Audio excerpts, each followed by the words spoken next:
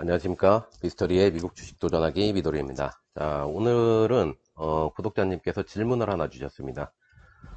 FNGU 같은 지수를 추종하는 ETF들은 ETF들의 주가 등락은 100% 지수의 흐름에 따라서 등락을 하는 건지, 아니면 일반 주식처럼 주식의 매매를 통해서도 그것이 주가 등락에 영향을 갖다가 주는 건지에 대해서 이제 질문을 주셨습니다. 그래서 일단은 이제 댓글을 통해 가지고 댓글로 이제 답변을 드렸는데, 이 질문 같은 경우는 또 많은 분들이 궁금해 하실 것 같은 그런 내용이라서 한번 영상을 갖다가 준비해 보게 됐습니다. 그래서 지수를 추종하는 ETF들의 가격은 어떻게 결정이 되는가, 지수의 등락에 의해서만 결정이 되는가, 아니면 매수 매도도 역시 이 가격의 형성에 영향을 주는가에 대해서 한번 이야기를 해보려고 합니다. 자, 일단 일반적인 주식은 이런 방식을 통해서 주가가 결정이 됩니다. 즉 매수가와 매도가의 대결이죠. 그래서 한쪽에서는 주식을 사겠다라고 하는 매수자들이 있고, 한쪽에서는 주식을 팔겠다고 하는 매도자들이 있습니다. 각각의 가격을 제시하고, 이들이 어느 점에 가장 많이 몰려 있는가, 그들의 실시간 가격 합의에 의해서 주가가 결정이 됩니다.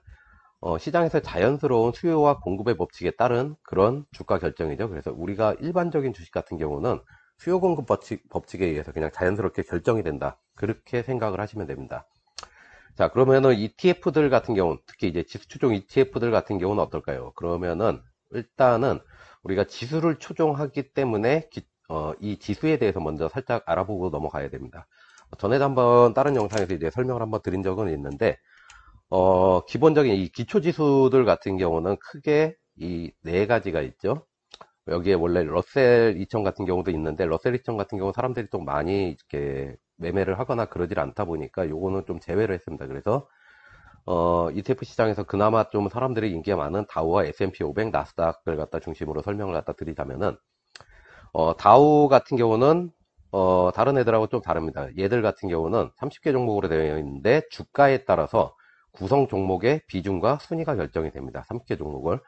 자, 그런데 이 다우 같은 경우가 S&P 500이나 나스닥보다 조금 말이 많은 것은, 종목이 일단 30개밖에 되지 않는 데다가 주가에 따라서 종목의 비중과 순위를 결정을 하다 보니까, 상위에서 한 300달러 정도의 주가를 가지고 있었던 기업이 있는데, 갑자기 어느 날 액면 분할을 해갖고 30달러로 내려버리는 일이 발생을 합니다. 그렇게 되면은 비중 자체가 높았었던 아이들이 갑자기 주가가 내려가다 보니까 전체의 지수에 영향을 갖다 좀 미치는 그런 경우들이 생기게 되죠. 그래서 이 다우 같은 경우는 지수 왜곡이 그래서 종종 좀 나타나는 편입니다. 그래서 얘 같은 경우는 그런 부분 때문에 말이 많은데, S&P 500과 나스닥 같은 경우는 다우와는 다른 방식으로 해가지고선 구성 종목의 비중과 순위를 결정합니다. 바로 시가총액에 따라서 결정을 하죠. 그래서 시가총액이 높은 기업들이 상위에 올라가고 비중을 많이 차지하고, 시가총액이 낮은 기업들 같은 경우는 하위로 내려오고 비중이 좀 적게 나오게 됩니다. 그래서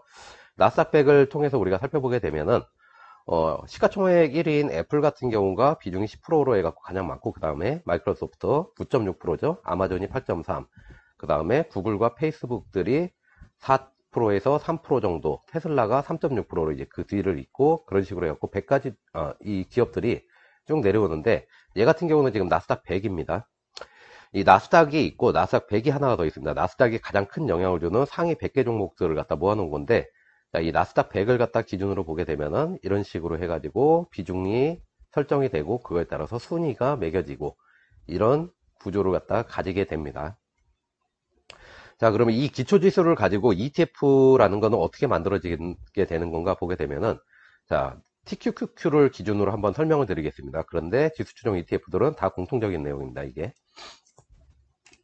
자, 기초지수인 이제 나스닥 100이 있죠? 그러면은 이 나스닥 100에 방금 보셨던 비중을 기초로 해서, 이 운용사에서는 자기가 가진 자산, 현금을 이용을 해서 이 비중에 맞춰서 애플, 마이크로소프트, 아마존, 구글 같은 나스닥 100의 종목들을 사들입니다. 그래서 그것을 일정한 비중으로 해가지고 구성을 합니다. 일정한 비중으로 구성을 합니다.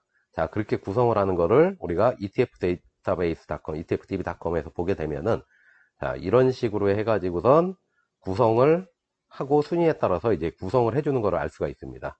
자, 본데 보시게 되면은 마이크로소프트 같은 경우 10.817%, 애플 같은 경우가 그러고 마이크로소프트가 9.694%로 되어 있는데 이 비중이 좀 다르죠.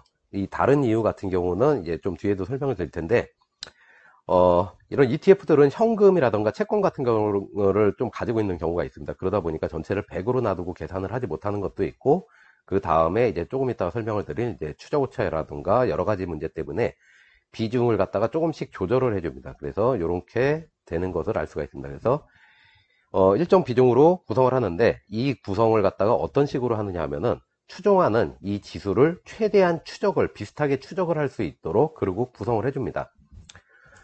자, 그러면은 이렇게 해서 만들어진 것들을 우리가 기초 자산이라고 부르게 되는데, 이 기초 자산의 현재 총 가격, 현재의 주가, 기초 자산들의 이 각각의 이 개별 주식들이 있겠죠. 구성을 하고 있는 얘들의 가격에 의해서 네데셋이라고 하죠. NAV 순자산 가치, 나부값이 이제 결정이 되게 됩니다. 이 기초 자산들의 총 순자산 가치가 결정이 되고, 이 순자산 가치는 기초 자산의 주가 등락에 따라서 이 순자산가치 역시 등락을 하게 됩니다. 그래서 이거를 발행의 주식수로 나누게 되면은 현재 시점에 주가가 결정이 되는 겁니다.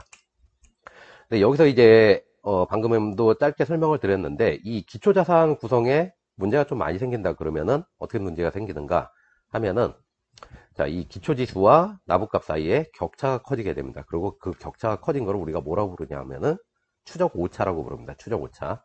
그래서 이 부분에 대해서는 뒤에서 다시 한번 설명을 드리도록 하고, 자, 이렇게 해갖고선 나부값이 설정이 됐다. 그렇게 되면은 이걸 어떻게 주가로 연동을 시키는가 하면은 앞에서 우리가 일반적인 주식 같은 경우는 수요와 공급에 의해서 매수 매도자들 간의 실시간 가격 합의에 의해서 결정이 된다고 했죠. 근데 ETF들 같은 경우는 이 순자산가치, 현재 시점에 순자산가치가 나오게 되고, 이걸 통해 가지고 현재의 가격이 선언이 됩니다. 자, 지금은 기초자산이 1 올랐으니까 곱하기 이 TQQ를 기준으로 하면은 곱하기 3을 해서 103달러라고 선언을 하고, 만약에 기초자산이 내리면은 곱하기 3을 해서 98달러라고 선언을 하는 이런 방식으로 선언이 되고, 이거에 대해서 매수자와 매도자들이 살게요, 팔게요를 갖다 해서 거래가 이루어지는 것입니다. 자, 근데 이렇게만 이 가격에 이렇게 나부값에 의해서 결정된 가격으로만 거래가 이루어지는가 하면은 아닙니다. 일반적으로 대부분의 사람들은 이렇게 결정된 이 가격에 따라서 자, 살게요와 팔게요를 하죠. 그런데 가끔 희한한 사람들이 있습니다. 현재 103달러에 가격이 결정되는데 나는 더 싸게 80달러에 살래, 이런 사람도 있고, 가격이 내려서 98달러까지 내려왔는데 나는 98달러에 안 팔래, 110달러에 팔래라고 우기는 또 그런 사람들이 있습니다. 이 시세에서 한참 비슷한 사람들이죠. 자, 이런 사람들은 어떻게 될까요? 자, 이 사람들 같은 경우는 거래가 됩니다. 근데 이 사람들 같은 경우는 일반적인 장에서는 거래가 되지가 않습니다. 왜? 여기에서 크게 벗어난 가격이기 때문에 거래가 되지 않습니다. 그렇다면은 이 사람들은 항상 거래가 안 되고선 이 가격을 그냥 던지기만 하게 되는 건가 하면은 그건 아닙니다. 가끔 특이한 경우들이 생기게 됩니다. 자, 살펴보게 되면은 현재 시점에서 일반적으로 우리가 이제 이런 케이스 같은 경우는 TQQQ 같은 거에서는 잘 벌어지지 않는데, 원유라든가 금융 같은 기초 지수를 갖다가 좀 기본적인 기초 지수를 따라가는 게 아니라 좀 별도 지수들을 갖다 따라가는 경우에 좀 많이 생기는 케이스인데, 자, 여기서는 원유 ETF를 갖다가 우리가 예를 들어 갖고 한번 설명을 드려보겠습니다. 원유 같은 경우는 이제 평소에 거래량이 사실 많지가 않은 그런 쪽입니다. 그런데 가끔 가다가 좀 일이 발생되죠. 그래서 평소 거래량이 없었을 때를 기준으로 해서 현재 순자산 가치를 갖다가 계산을 해서 현재가는 103달러입니다 라고 선언을 하니까 매수자들이 자, 살래요를 갖다가 이야기를 하죠. 그런데 그 순간 자, 동네 사람들 원유가 존나게 오를 거랍니다 하고 누군가 방송을 해줍니다. 이러면 어떨까요? 일반 주식 같으면은 자, 이 상태에서 오를 거야? 그러면은 싫어, 나는 이 가격에 안 팔어, 110에 팔래라고 하는 사람들이 나타나게 되죠. 그러면 일반적인 경우라면은 자, 이 사람들이 올라오고 내려오고 해서 중간에서 어떤 가격에 합의가 벌어지게 됩니다. 자, 그런데 ETF들 같은 경우는 기준이 되는 이 순자산 가치를 이용해서 기준이 되는 가격이 있죠. 그런데 자, 이 가격에서 중간에 합의가 이루어지면은 이 기준 가격이 무의미하게 됩니다. 그래서 이 둘 사이에 합의가 거래가 실패하면은 가격이 급등하는 원인이 되게 되는데, 자, 이거를 갖다 막기 위해서 무슨 일이 벌어지는가 하면은, 자, 지금 시장에 없는 것처럼 보이던, 자, 여기에 요 친구가 있죠? 이 친구가 이렇게 등판을 하게 됩니다. 자, 이쪽으로 등판을 해서 어떤 일을 갖다 하게 되는가 하면은, 자, 103달러에 얘들이 110달러에 팔겠다라고 했죠? 근데 이 사람들이 와갖고 자리를 채워주고 우리가 103에 팔게요를 합니다. 그러면은 매수자들이 땡큐 하면서 거래가 성사되는 거죠. 성사가 되면 어떨까요? 110까지 올라갈 뻔 했었던 애들이 자, 여기에 맞춰서 주가로 복귀를 하게 되는 겁니다. 자, 110에 내놨던 이 친구들은 뭐라고 할까요? 모임하면서 겁나 짜증이 나겠죠? 짜증이 나게 될 겁니다. 자, 만약에 이 친구들이 등판을 하지 않고 여기에서 이 중간에 합의된 가격 한 이쯤에 해갖고 합의가 된 이쯤에서 자 110달러와 여기에 103달러가 있는데 중간에 합의가 된 가격에 만약에 여기에서 거래가 이루어졌다. 그럼 어떻게 될까요? 이 103과의 격차가 발생을 하게 되죠. 격차가 발생을 하죠. 자, 이거를 내부와 실가격 실거래가의 차이를 갖다 이런 내용을 갖다 우리가 괴리율이라고 부르게 됩니다. 괴리율. 괴리율 같은 경우는 이제 ETF를 갖다가 하시다 보면은 많이 들어보셨을 겁니다. 그 괴리율이 뭔가 하면은 순자산 가치를 갖다가 이용해서 결정된 가격과 실제로 매도자들 간에 자, 왜 이런 일이 벌어져 갖고 가격에 차이가 생기게 된다. 일반적인 주식이라고 하면은 문제가 안 됩니다. 주식 같은 경우는 이제 선반영이라는 것이 있지 않습니까? 그래서 일반적으로 주가는 이렇게 돼도 선반영이 돼서 좀 올라갈 수가 있습니다. 근데 ETF들 같은 경우는 이 선반영 자체가 생기면 안 됩니다. 그래서 이 괴리율이 생기는 거를 갖다가 좀 이제 문제가 있는 거라고 하는데, 자, 이것을 막아주기 위해서 방금 보셨던 것 같이, 자, 이런 친구들이 나서서 대신 팔아주면서, 자, 가격을 갖다 내비에 따른 주가로 복귀를 갖다 시켜주는 거죠. 그럼 자, 이 친구들은 어디서 나왔을까요? 눈썰미가 좋으신 분들은 아셨겠지만은 일반적인 주식 시장에는 없었습니다. 그런데 ETF 시장에 들어오니까 어딘가에 존재를 하고 있었죠. 계속 존재를 하고 있다가 자, 이런 문제가 생기니까 등판을 해갖고 자기들이 내부 가격에 맞춰서 매수와 매도를 갖다가 해주면서 가격을 안정화시키는 겁니다. 자, 이 친구들을 뭐라고 부르느냐 하면은 우리가 흔히 유동성 공급자 LP라고 부르는 그런 사람들입니다. 이 친구들이. 자, 믿음, 신뢰, 자, 가격 안정시켜 드립니다. 집 나간 괴리율 잡아 드립니다. 자, 이게 유동성 공급자라고 불리는 LP들이 하는 일입니다. 자, 이 친구들 같은 경우가 TQQ를 갖다가 기준으로 해서 봤을 때, TQQ를 기준으로 해서 봤을 때 운용보수가 1년에 0.95% 정도 됩니다. 운용보수가 굉장히 높죠? 보통 일반적으로는 우리가 주식을 거래할 때 수수료라는 게 있습니다. 수수료라는 게 있는데, 매매를 할 때 이 수수료를 내게 되죠? 일회성 금액입니다. 그런데 ETF들 같은 경우는 운용보수라는 게 하나가 더 추가가 됩니다. 운용보수. 그러면 이제 많은 분들이 운용보수도 주식을 매매할 때마다 0.95%를 갖다가 내야 되는 거냐 하는데 아닙니다. 여기서 보시다시피 연으로 되어 있죠. 연으로 되어 있습니다. 그러면은 이것이 어떻게 해갖고 계산이 돼서 나오냐 하면은 자, 연으로 되어 있기 때문에 자, 계산기를 한번 열어보겠습니다. 자, 0.95%를 365일로 나누게 됩니다. 그렇게 되면은 나오는 금액이 대략 0.0026% 정도 되겠죠. 자, 0.0026% 하루에 0.0026%입니다. 이 금액만큼이 하루 주가에서 차감이 됩니다. 자동으로 차감이 됩니다. 여러분은 아무것도 하실 필요가 없습니다. 자동으로 차감이 됩니다. 차감이 된 것만큼이 매일 그 해당 ETF의 주가에 반영이 되는 겁니다.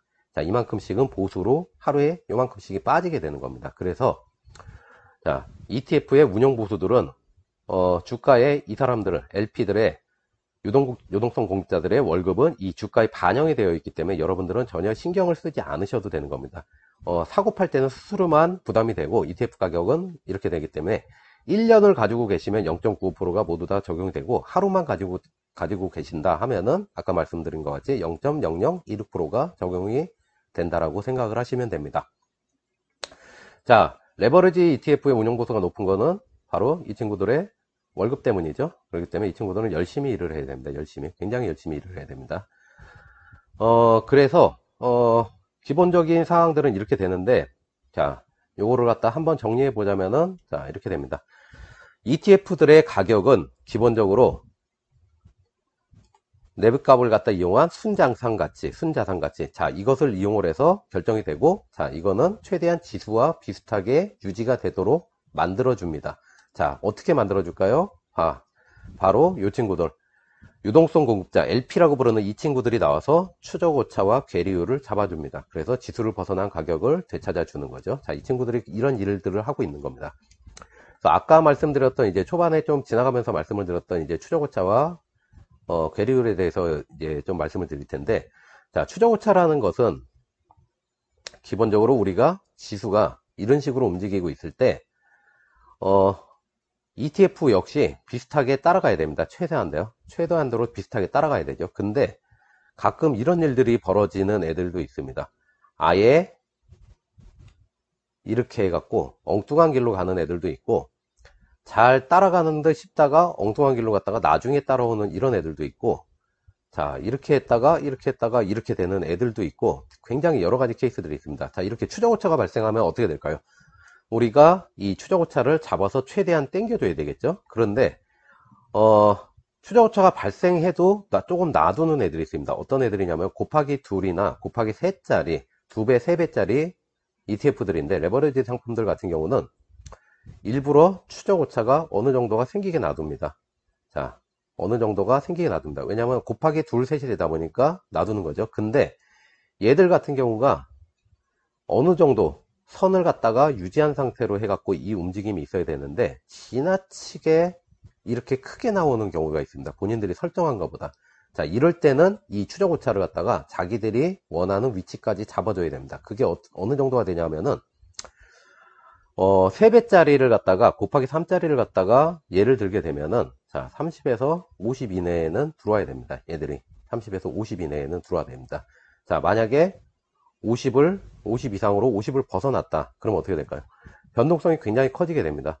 변동성이 크다는 얘기는, 자, 얻을 수 있는 수익도 높지만은 하락을 하는 폭도 크기 때문에 손실률도 많이 커지게 되겠죠. 그래서 이거를 적절하게 잡아줘야 되는데, 자, 이걸 어떻게 잡냐 하면은, 아까 보신 것처럼 얘 같은 경우가 TQQQ의 구성 종목인데, 얘를 갖다가 이 기초자산을 갖다가 기초자산의 홀딩 비율을 갖다가 미세하게 조정을 해줍니다. 미세하게 조정을 해줘갖고 최대한도로 추적오차를 갖다가 너무 크지 않은 상태, 어느 정도의 설정된 값 이내에서 있을 수 있게 잡아줍니다. 자, 그러면은 이 추적오차는 어디서 확인할 수가 있을까요? 추적오차의 확인은 피델리티닷컴인데, 이 사이트들이나 이런 것들은 아래쪽에다가 다 한번 링크를 달아드리도록 하겠습니다. 이 아래쪽을 보시면은 링크가 있도록 해두겠습니다. 자, 여기를 갖다가 fidelity.com에서 TQQ를 검색해서 이렇게 들어오시면은 아래쪽에서 포트폴리오 펀더멘털이라고 있죠. 여기에 트래킹 에러라고 하고 있는 것이 있습니다. 자, 얘가 추적오차입니다. TQQQ 같은 경우 48.11이죠. 3.3배를 갖다가 추종하는 애인데 4.48이면 살짝 높은 편이긴 합니다. 하지만 50은 넘었지 않기 때문에 위험 수준은 넘지 않았다고 보시면 됩니다. 자, 그러면은 똑같이 3배짜리인 FNGU 같은 경우를 보시면 어떨까요? FNGU 같은 경우는, 자, 얘가 FNGU입니다. FNGU 같은 경우는 트래킹 에러가 86.23입니다. 엄청나게 높죠? 자, TQQQ보다도 거의 2배 가까이 높습니다. 이 FNGU는. 자, 금융주를 갖다가 추종하는 BNKU죠. BNKU도 80.85로 엄청나게 높은 편입니다. 반도체를 추종하는 SOXL, 속슬 같은 경우는 어떻게 볼까요? 트래킹 에러가 54.81이죠. 50을 살짝 넘었긴 했지만은, 그래도 50에 그나마 가깝기 때문에 이제 FNGU라든가 BNKU보다는 조금 낫다라고 볼 수 있지만은, 그래도 TQQQ와 비교를 했을 때는 여전히 높은 편인 것을 우리가 확인을 해볼 수가 있습니다. 보통 이제 추적오차 같은 경우는 뭐 0에 가까워야 된다 얘기를 하는데, 사실 추적오차 같은 경우는 곱하기 3으로 들어가면 추적오차가 크게 나올 수밖에 없습니다. 곱하기 2 역시 20에서 뭐 30 정도는 너끈하게 찍고, 곱하기 3으로 가게 되면은 보통 40에서 이제 50 정도로 갖다가 찍는 그런 편인데, 자, 여기에서 50을 넘어가는 숫자가 나온다 하면 사실 추적오차가 너무 큰 거기 때문에 그럴 때는 약간 관리를 해줘야 되겠죠. 그런데 자, TQQQ 같은 경우는 이 정도의 유지가 되는데 FNGU 같은 경우는 자, 높죠. 변동성을 일부러 크게 만든 걸 수도 있지만은 사실은 그게 아니라 FNGU 같은 경우는 이제 몬트리올 은행에서 운영을 하죠. 자, BNKU도 몬트리올 은행에서 운영을 합니다. 자, 얘네들 같은 경우가 이 몬트리올 은행이 관리를 좀 잘 안 합니다. 그래서 자기들이 구성 종목 던져놓고 그냥 나오기를 갖다 바라는 거죠. 근데 추적오차 같은 경우는 크게 날수록 수익은 높긴 하지만 좀 위험도가 커진다라는 그런 것들이 있으니까 높다고 해서 반드시 나쁜 건 아닙니다. 나쁜 건 아니니까 그런 부분에 대해서는 그 대신에 이제 변동성이 커서 손실률도 커질 수 있다. 그 정도로 알아두시면 될 것 같고 문제는 이 친구들이 일을 열심히 하고 있느냐 아니냐를 갖다 볼 때 가장 중요해야 될 거는 자, 이제 괴리율입니다. 괴리율. 자, 괴리율 같은 경우는 앞에서 말씀드린 것 같이 자, 이런 상황이 벌어졌을 때, 자, 이런 상황이 벌어져서 일반적인 주식이라면은 주가가 선행 반영이 돼갖고, 내비에 결정된 주가로 거래가 실패하면서 이제 가격 급등이 일어나야 되는 이런 시점이죠. 그런데, 자, 이거를 LP들이 나서서 이렇게 잡아준다라고 합니다. 근데 LP들이 나서서 바로바로 잡아주지 못하고 조금 늦게 잡는다거나 그러면 어떨까요? 자, 110달러 이렇게 판다라고 한 애들이 있죠. 그래서, 얘들 같은 경우는 있는데, 한 명이 가서 110에 사버렸습니다. 사버린 다음에 LP들이 와서 뒤늦게 가격 조정, 가격을 주가를 갖다 내부에 따라서 복귀를 시켜준 거죠. 그럼 자, 이 친구는 어떻게 됐을까요? 이 친구는 소위 말해서 물렸다라는 상황에 처하게 되는 겁니다. 물렸다. 괴리율이라는 게 높게 되면은 이 물리는 상황들이 굉장히 많이 생기게 됩니다. 이 괴리율. 자, 내부와 실거래가의 차익, 이 괴리율. 괴리율은 높으면은 이런 문제가 생기죠. 그래서 이 괴리율이라는 거는 특히 이제 레버리지 상품 같은 경우를 갖다 하거나 ETF를 하다 보면 이 괴리율이라는 거는 굉장히 신경을 좀 많이 써야 되는데 괴리율은 또 어디서 확인을 해야 되냐 그러면은 여기는 이제 피델리피인데 여기서도 또 확인이 안 됩니다. 얘는 etf.com이라는 이 사이트를 들어와야지 확인이 됩니다. 얘 링크 역시 밑에다가 달아드리겠습니다. etf.com에서 TQQQ를 갖다 보시게 되면은 이제 괴리율 같은 경우는 이제 영어로 이걸 어떻게 해야 되냐 이게 희한한 말입니다. 괴리율이라는 게 희한한 말이라고 영어로 이제 직역도 아니고 어디서 어떻게 나오는지 좀 모르겠는데 영어로는 에버리지 스프레드라고 합니다. 60일 관련 60일 동안의 에버리지 스프레드 60일 동안 얼마나 분포가 돼 갖고선 이 움직였느냐인데 자 보시게 되면 TQQQ입니다. TQQQ 같은 경우는 에버리지 스프레드 괴리율이 0.01%로 나와 있습니다. 0.01%. 괴리율 같은 경우는 0.01에서 0.02가 되면은 안정적이라고 합니다. 안정적. 여기서 자, 굿이라고 합니다. 얘는. 그리고 0.03에서 0.05가 되게 되면은 조금 좋지 않아 라고 얘기를 합니다. 자, 얘 같은 경우는 not good이 되겠죠. 좀 좋지 않아 이렇게 됩니다. 그리고 0.1을 갖다가 넘어가게 되면은 안 좋다라고 합니다. 그냥 배드입니다. 얘들은 배드이고 한국 기준으로는 1%인가요? 1%인가요? 제가 잘 기억을 못하겠는데 한국 국내 시장 같은 경우는 1%, 미국 시장 같은 경우는 2.0%가 넘어가게 되면 얘들은 공시를 해야 됩니다. 괴리율이 이렇게 커지게 되면은 그렇기 때문에 우리가 괴리율이 괜찮은지를 보려고 하면은 0.01에서 0.02% 이내에 있다. 그러면은 괴리율을 굉장히 유동성 공급자들이 LP들이 굉장히 관리를 잘해주고 있는 그런 ETF다. 그렇게 보시면 되고 0.3에서 0.5로 가게 되면 관리를 조금 잘 안 하고 있네 라고 생각하시면 되고 0.1이 넘어가게 되면은 얘는 그냥 버려둔 ETF구나 라고 생각을 하시면 됩니다. 근데 자 TQQQ 같은 경우는 0.01이죠. 관리가 잘 되고 있는 편이라고 우리가 볼 수가 있습니다. 반도체를 추종하는 이제 속슬 같은 경우를 살펴보게 되면은 얘는 0.03입니다. 살짝 넘어갔죠. 관리가 조금 안 되고 있다. 우리가 그렇게 생각을 해볼 수가 있습니다. 얘 같은 경우는. 그런데 FNGU 같은 경우는 어떨까요? FNGU 같은 경우는 자, 괴리율이 0.05입니다. 정말 얘도 관리가 안 되고 있다는 게 이런 곳에서 이제 확 보이게 되죠. 똑같은 몬트리올 은행에서 운영하는 BNKU는 어떨까요? BNKU는 0.13까지 올라갔습니다. 얘들 같은 경우는 몬트리올 은행에서 앞에서 살펴본 것처럼 자, 추적오차 같은 경우도 지나치게 커죠. 단순히 얘들이 처음에는 이 친구들 같은 경우가 수익률을 좋기 위해서 이렇게 추정고차율을 갖다가 높게 설정을 했나, 일부러 고의적으로 했나 그렇게 생각을 했는데, 괴리율 같은 경우를 갖다 체크를 해보다 보니까 관리를 갖다 그냥 안 하고 있는 애들입니다. 얘들 같은 경우는. 그래서 LP들이 사실 운영보수 같은 경우를 갖다 계속 내고 그러는데, LP들 같은 경우가 열심히 일을 하고 있는지 아닌지, 자, expense ratio라고 해가지고 FNGU 같은 경우가 0.95%의 운용보수를 우리가 내고 있죠. 자, 그러면은 우리가 TQQQ 역시 expense ratio 해갖고 운용보수를 갖다 0.95%를 내고 있습니다. TQQQ와 FNGU를 갖다 우리가 똑같은 운용보수를 갖다 내고 있는 겁니다. 그런데 자, 이렇게 관리가 안 되고 있다. 관리가 안 되고 있다. 그러면은 열심히 LP들이 일을 안 하면서 돈은 가져가겠죠. 그래서 가져가는 겁니다. 그래서 이 친구들의 실적은 어느 정도 열심히 일을 하고 있느냐는 추정오차율과 괴리율을 통해서 확인이 가능하다는 것을 갖다가 아시면 갈 것 같고, 3배짜리는 추정오차가 원래 조금 크게 나온다. 그래서 LP들이 이 가격을 찾아주지만 기본적인 가격은 자, 이 순자산 가치에 의해서 최대한 지수와 비슷하게 유지되도록 결정이 된다. 그리고 벗어나는 거는 LP들이 찾아준다. 이렇게 개념을 잡으시면은 ETF의 가격이 어떻게 결정이 되고선 이것이 어떻게 운영되는지를 갖다가 설명이 되었을 것이라고 생각이 됩니다. 자, 오늘은 여기까지 하겠습니다. 오늘도 시청해 주셔서 감사합니다.